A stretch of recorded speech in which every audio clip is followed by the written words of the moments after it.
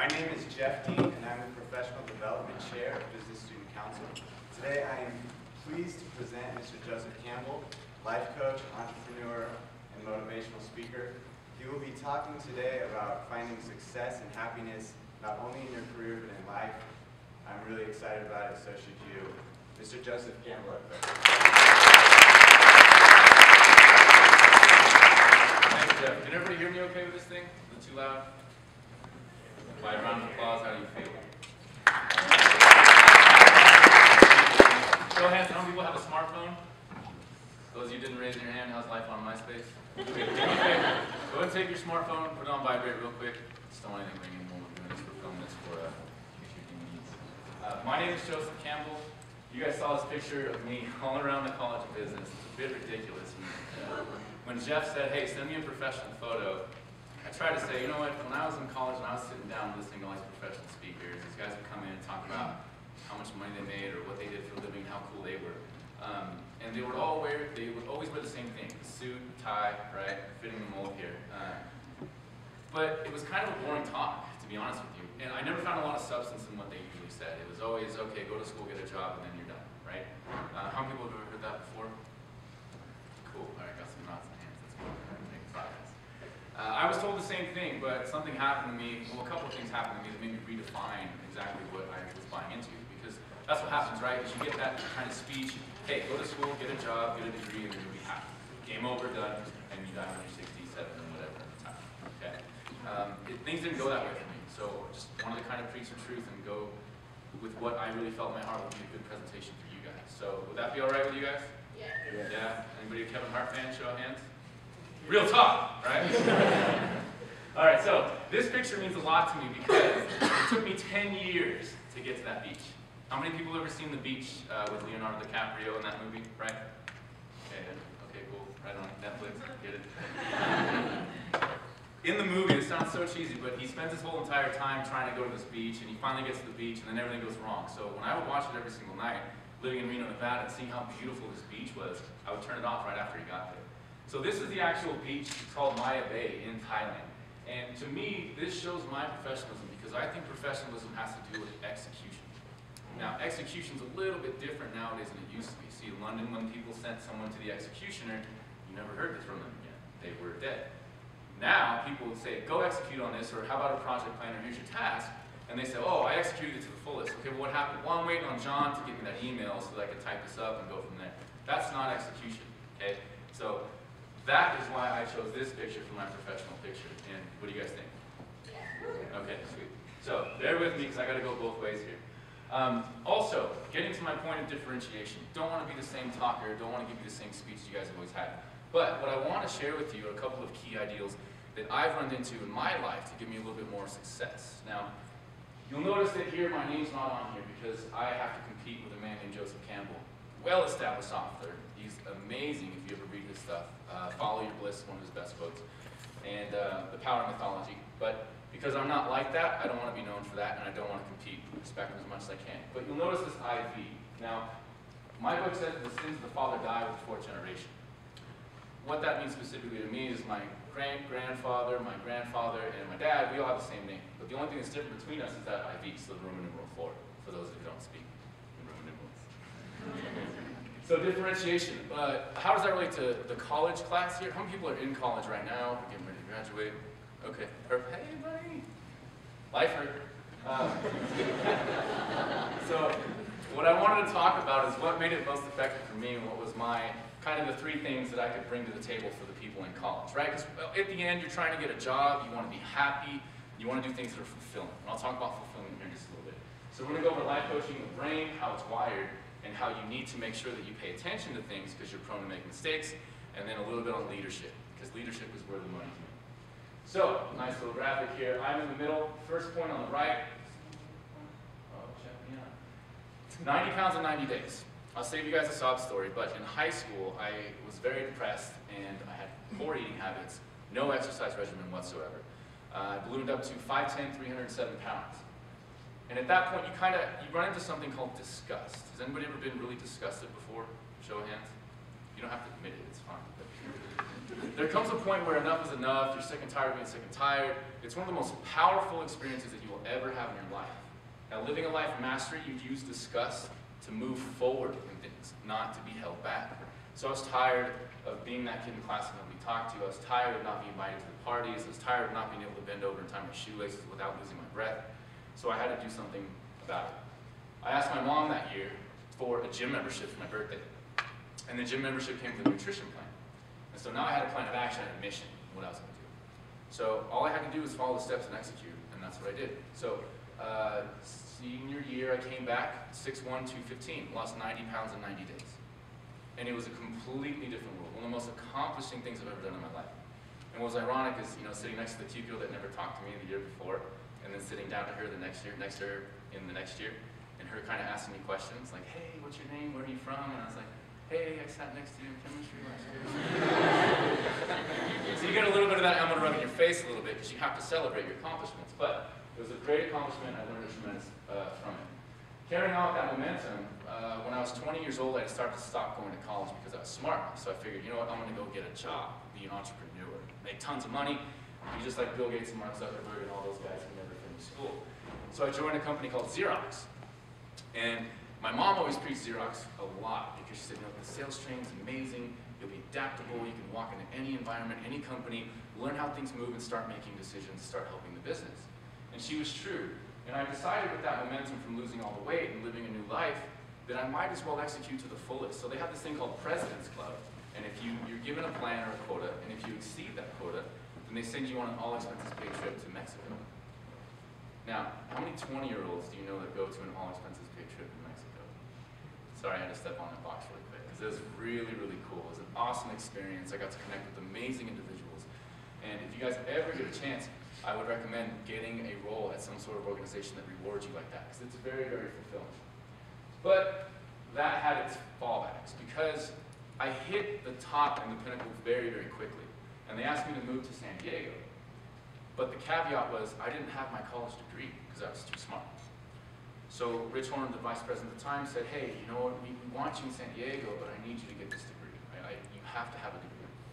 So I said, well, it's going to take me 3.5 years part-time, and 2 years if I go full-time. So he said, well, whatever it takes, get it done. I said, all right, fine. So I quit.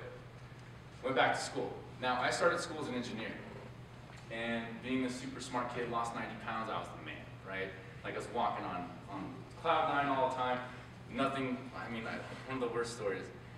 I was so cocky, and I was so late for this class in chemistry, that I finished my homework 15 minutes after class had started.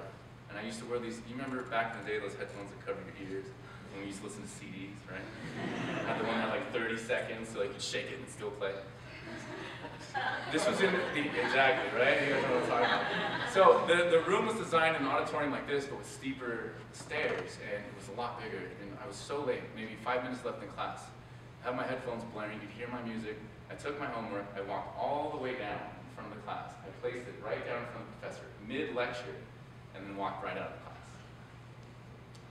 Do you think that professor was really, really happy to help me out and teach me in office hours? She wouldn't see me said I was cocky. She was absolutely right. Long story short, I had left college at that point, and I didn't withdraw in time, and I received 5 Fs on my transcripts. So when I decided to come back to college, it's kind of like, well, those mistakes you made in the past, you have to take care of and remedy. So I had to pay an extra price. They wouldn't let me take more than 2 classes at a time, and that's hard to do if you're trying to graduate in 2 years. And I had no financial aid. So at that point, I had to suck it up, pay for my mistakes. But I also decided to go back to TMCC at the same time, because when you're really, really committed to getting something done, it's the only person that has the power to stop you is you. So I appealed, I said, those 5 Fs are terrible, get them off my transcripts, please, I'll do whatever. They said, no, denied, denied, denied, 3 semesters in a row.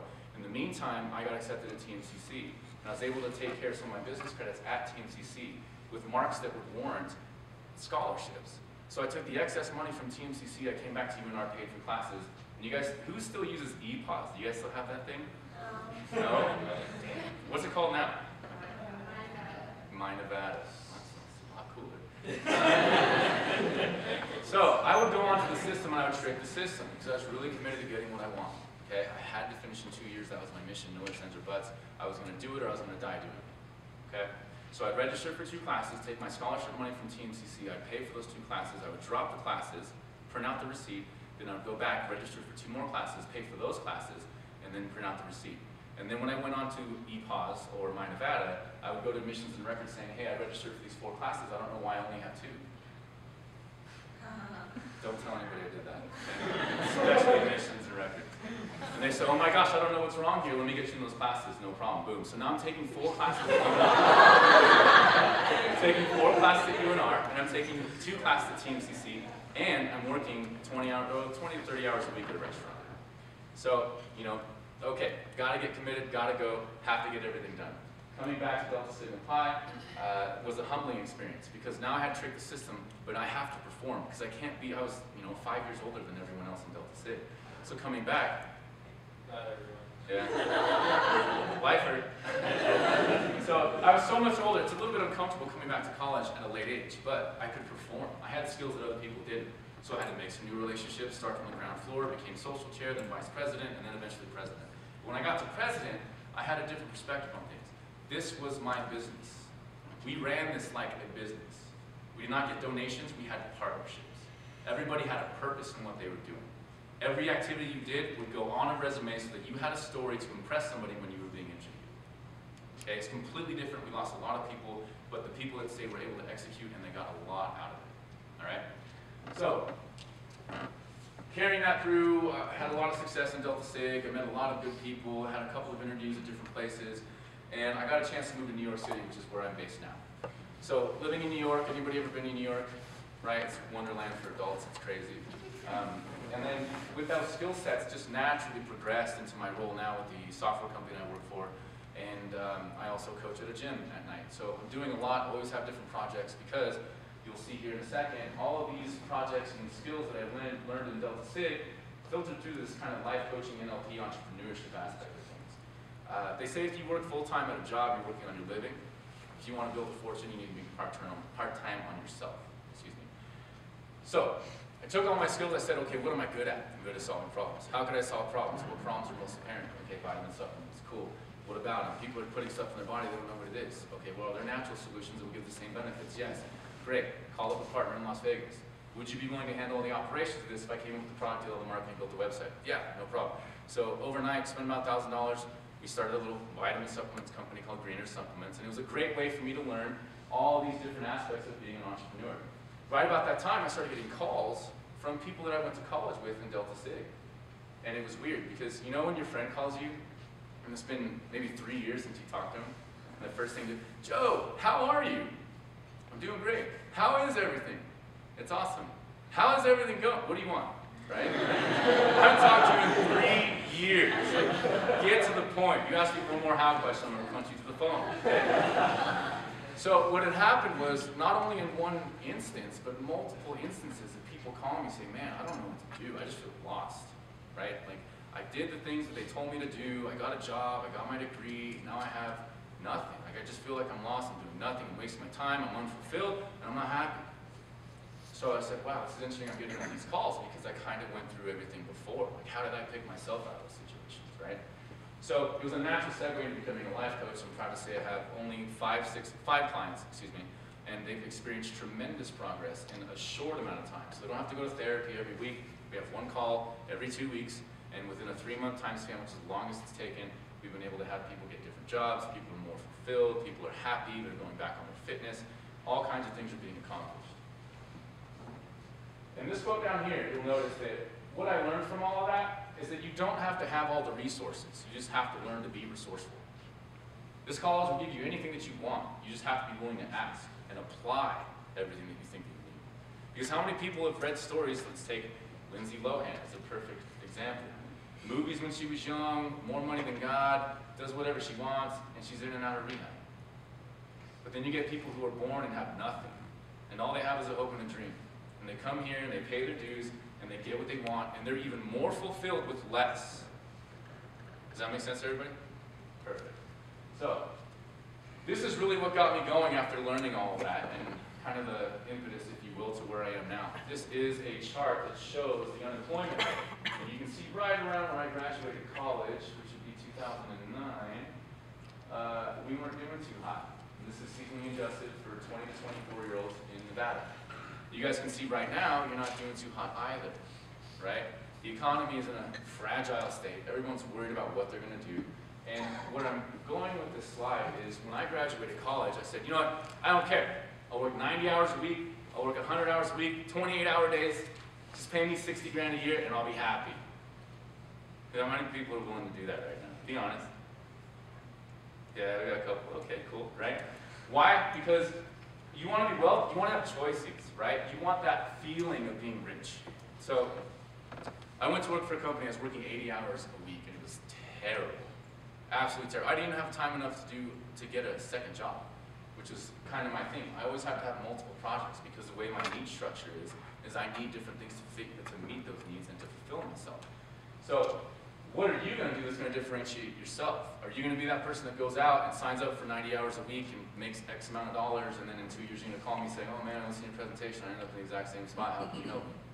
I will be more than happy to help you, but to avoid it, what you need to do is learn exactly what your need structures is. So I like coaching, right? Told you how I got into it. Why am I effective? Here's why.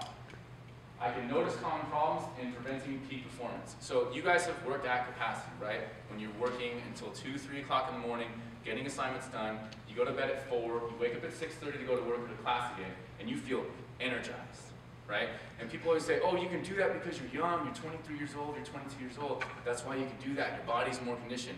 False. I went back to college at 26 years old, 27 years old I was able to do it, 28 years old I was able to do it, 29 years old I'm able to do it, 30 years old I'm able to do it. What does it matter? You're passionate about what you're doing, you're committed, you're on your mission. That is what gives you the energy. That is what lets you stay up and complete the tasks you need to complete before you go to bed. And then be refreshed to do it again the next day. How many people have heard people that say, you know, I just don't want to go to work today? You say, why? It sucks. Why does it suck? I don't know. I just don't want to go to work. Show of hands. Yeah, okay. So, these are the 3 common things that I see that prevent peak performance. Number 1, fear, false evidence of being real. That results in paralysis. You get so scared that you're going to mess up, screw up, not have enough, that you just stop doing stuff, right? Second point, lack of confidence. Ladies, what is the best aphrodisiac? Maybe you haven't learned that yet. Confidence. Write that one down. Men, write that one down too, will help. Not arrogance, confidence, okay? You have no confidence, you're not willing to try new things, you won't grow. And then lastly, unaware of your need structure. You have no idea where you are and what you should be doing. This is a huge, huge issue for people. Because how many times you spend going through yourself? No, none, never. How many times you really sit down and say, you know what, how am I structured and how do I know that I'm meeting all of my needs myself? Because nobody else is going to do it for you. And what happens is these 3 things happen and you develop a state called learned helplessness. You guys can read it up there, but you get into a state where you stop trying.